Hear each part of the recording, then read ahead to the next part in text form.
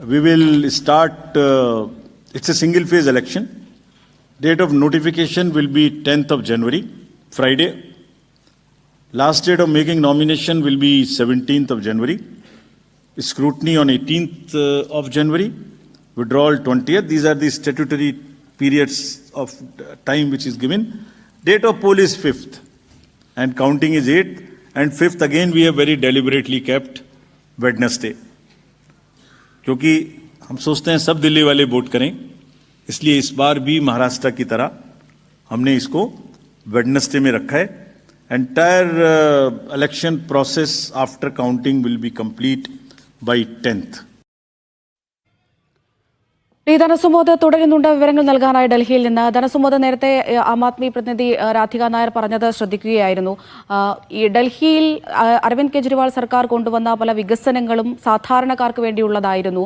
അവർക്ക് അത് അത്രത്തോളം സഹായകരമായിട്ടുണ്ട്. അതുകൊണ്ട് ഇത്തവണയും ഡൽഹിയിലെ ജനങ്ങൾ കെജ്രിവാൾ സർക്കാരിനൊപ്പം തന്നെ ആയിരിക്കുമെന്നാണ് എന്നുള്ളൊരു പ്രതീക്ഷയാണ് അവർ വെക്കുന്നത്. പക്ഷേ നമുക്കറിയാം, അഴിമതി ആരോപണത്തിൽ മുങ്ങിക്കിടക്കുകയാണ് നിലവിൽ ഇപ്പോൾ ആം ആദ്മി സർക്കാർ. അപ്പോൾ ആ ഒരു സാഹചര്യത്തിൽ ജനങ്ങൾ സർക്കാരിന് കൂടെ ഉണ്ടാകുമെന്ന് കരുതാനാകുമോ?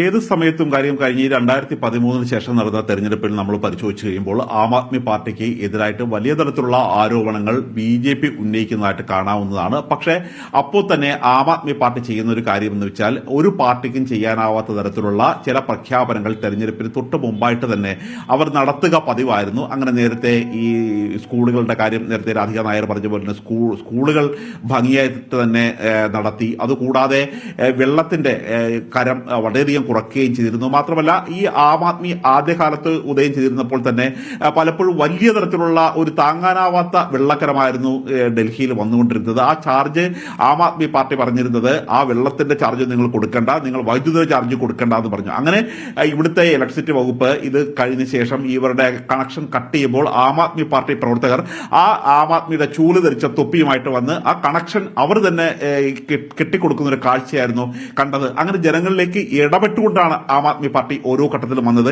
കഴിഞ്ഞ തെരഞ്ഞെടുപ്പിൽ തന്നെ അവർ നേരിട്ടത് സ്ത്രീകൾക്ക് സൗജന്യ ബസ് യാത്ര പ്രഖ്യാപിച്ചുകൊണ്ടായിരുന്നു. കാര്യം ഓരോ തവണയും ഇത്തരത്തിലുള്ള സൗജന്യങ്ങൾ പ്രഖ്യാപിക്കുമ്പോൾ BJP സർക്കാരുകൾ, BJP കേന്ദ്രം അവർ അറിയിച്ചിരുന്നത് ഈ സംസ്ഥാനത്തിന്റെ നടുവൊടിക്കാൻ വേണ്ടിയാണ്, ഇനിയൊരിക്കലും മുന്നോട്ട് പോകാൻ കഴിയാത്ത രീതിയിലാണ് പോകുന്നത് എന്ന രീതിയിലായിരുന്നു പറഞ്ഞിരുന്നത്. പക്ഷേ അതിലെല്ലാം മറികടന്നുകൊണ്ട് വലിയ തരത്തിലുള്ള ഒരു നികുതി പിരിവ് ശക്തമാക്കി, നികുതി പിരിവ് പലപ്പോഴും ഇരട്ടിയാക്കിയും മാത്രമല്ല ഈ ഫ്ലൈ ഓവറുകളൊക്കെ നിർമ്മിച്ചതിന്റെ തുക എസ്റ്റിമേറ്റ് ചെയ്ത് നേരത്തെ പറഞ്ഞ തുകയല്ലാതെ അതിൽ കുറഞ്ഞ തുകക്ക് പണിത് സർക്കാരിലേക്ക് തന്നെ തിരിച്ചടക്കുകയും ചെയ്ത് ആ തരത്തിൽ ജനങ്ങളുടെ ഒരു പ്രീതി പിടിച്ചുപറ്റിയായിരുന്നു ആം ആദ്മി സർക്കാർ ഇതുവരെ അവരുടെ യാത്ര ചെയ്തിരുന്നത്. പക്ഷേ ഈ ചരിത്രത്തിൽ ഇല്ലാത്ത തരത്തിലുള്ള വലിയൊരു പ്രതിസന്ധിയാണ് ഇപ്പോൾ ആം ആദ്മി പാർട്ടി നേരിട്ടുകൊണ്ടിരിക്കുന്നത്. അവരുടെ നട്ടെല്ലായിട്ടുള്ള അരവിന്ദ് കെജ്രിവാൾ, അദ്ദേഹം തന്നെയാണ് ഇപ്പോൾ അഴിമതി കേസിൽ ജയിലിൽ പോയിരിക്കുന്നത്. അതുകൊണ്ട് തന്നെ പല സ്ഥലത്തും അവർക്കൊരു തിരിച്ചടിയുണ്ട്. മാത്രമല്ല, ആം ആദ്മി MLA-മാരടക്കം മന്ത്രിമാരടക്കം ഉള്ളവർ BJP-യിലേക്ക് തന്നെ പോവുകയാണ്.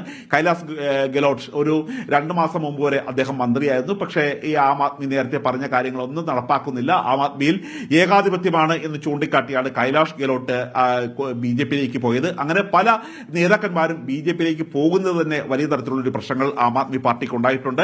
കേവലം BJP-യിലേക്ക് മാത്രമല്ല, കോൺഗ്രസിലേക്ക് പോലും ആം ആദ്മി MLA-മാരും മന്ത്രിമാരായിരുന്നവരും പൊയ്ക്കൊണ്ടിരിക്കുകയാണ്. അതുകൊണ്ട് തന്നെയാണ് ഇപ്പോൾ ഒരു പദയാത്ര എന്ന രീതിയിൽ ജനങ്ങളിലേക്ക് എത്താൻ വേണ്ടി ആം ആദ്മി പാർട്ടി അരവിന്ദ് കെജ്രിവാൾ ഇപ്പോൾ നടത്തിക്കൊണ്ടിരിക്കുന്നത്. അത് എത്രത്തോളം ഫലം കാണും എന്നുള്ളൊരു കാര്യം നമുക്ക് തെരഞ്ഞെടുപ്പ് കാത്തിരിക്കേണ്ടി വരും.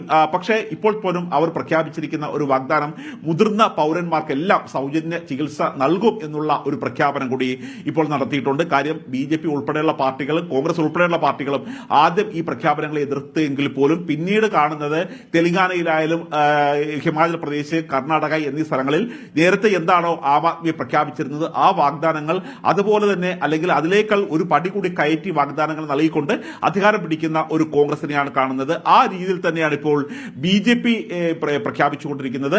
ഇവിടുത്തെ റോഡുകളെല്ലാം വലിയ ദുരിതത്തിലൂടെയാണ് കടന്നുപോയിക്കൊണ്ടിരിക്കുന്നത് എന്നുള്ളത് ചൂണ്ടിക്കാട്ടിയാണ് നേരത്തെ BJP നേതാക്കന്മാർ തന്നെ പ്രസംഗം നടത്തി കഴിഞ്ഞപ്പോൾ അവരുടെ പ്രസംഗം, രമേശ് ബിദുറിയുടെ പ്രസംഗം പോലും ഇപ്പോൾ BJPക്ക് തന്നെ തിരിച്ചടിയായിരിക്കുകയാണ്. ആം ആദ്മി പാർട്ടി പ്രവർത്തകർക്ക് എതിരെ നടത്തിയ പ്രചരണം പോലും ഈ തരത്തിലുള്ള വലിയ തിരിച്ചടിയാവുന്ന ഒരു കാഴ്ചയാണ് കാണുന്നത്. ഇപ്പോൾ വാർത്താ സമ്മേളനത്തിന്റെ ഒടുവിലാണ് ഇപ്പോൾ കേന്ദ്ര തെരഞ്ഞെടുപ്പ് കമ്മീഷൻ പറഞ്ഞത് സ്ത്രീവിരുദ്ധ പരാമർശങ്ങൾ ഒരു കാരണവശാലും പ്രോത്സാഹിപ്പിക്കാൻ പാടില്ലാത്തതാണ്, ഇതൊരിക്കലും അനുവദിക്കില്ല എന്നുള്ളൊരു കാര്യം പറഞ്ഞതോടുകൂടി തന്നെ BJPക്കും രമേശ് ബിദുറിക്കും വലിയ തിരിച്ചടി തന്നെയാണ് ഇദ്ദേഹത്തിന്റെ ഭാഗത്തുനിന്ന് കേന്ദ്ര തെരഞ്ഞെടുപ്പ് കമ്മീഷന്റെ ഭാഗത്തുനിന്നുണ്ടായത്. അതുകൊണ്ട് തന്നെ നേരത്തെ പോയതുപോലെ തന്നെ വലിയ തരത്തിലുള്ള ഒരു സുഗമമായ ഒരു യാത്രയായിരിക്കില്ല ഇനി ആം ആദ്മി പാർട്ടിക്ക് ഉണ്ടായിരിക്കുന്നത്. കാര്യം അവരുടെ ക്രെഡിബിലിറ്റി തന്നെ ചോദ്യം ചെയ്തിരിക്കപ്പെട്ടിരിക്കുകയാണ്. പ്രധാനപ്പെട്ട നേതാക്കന്മാരെല്ലാം ജയിലിലായിരുന്നു. അവർ ഇപ്പോൾ പുറത്തിറങ്ങിയതിനു ശേഷം അവർ ഇപ്പോൾ ഉന്നയിക്കുന്നത് ജാർഖണ്ഡിൽ എങ്ങനെയാണോ ഹേമന്ത് സോറൻ അധികാരത്തിൽ വന്നത്, നിരപരാധിയായ ഒരാളെ എങ്ങനെയാണോ കുടുക്കിയിട്ടതിനു ശേഷം ആ സത്യം തിരിച്ചറിഞ്ഞ് ജാർഖണ്ഡുകാർ അധികാരത്തിൽ എത്തിച്ചത്, അതുപോലെ തന്നെ തങ്ങളുടെ ഒരു സത്യം തിരിച്ചറിഞ്ഞുകൊണ്ട് വീണ്ടും ആം ആദ്മിയെ അധികാരത്തിലേക്ക് എത്തിക്കണം എന്നുള്ളതാണ് ആം ആദ്മി പാർട്ടി പറയുന്നത്. അതായത് ആം ആദ്മി പാർട്ടിയെ ഏത് വിഷയത്തിലാണോ അവർ എതിർക്കാൻ വേണ്ടി ആയുധമാക്കുന്നത് ആ ആയുധം തന്നെ BJPക്കെതിരെ തിരിച്ചുപയോഗിക്കുകയാണ് ഇവിടെ ആം ആദ്മി പാർട്ടി.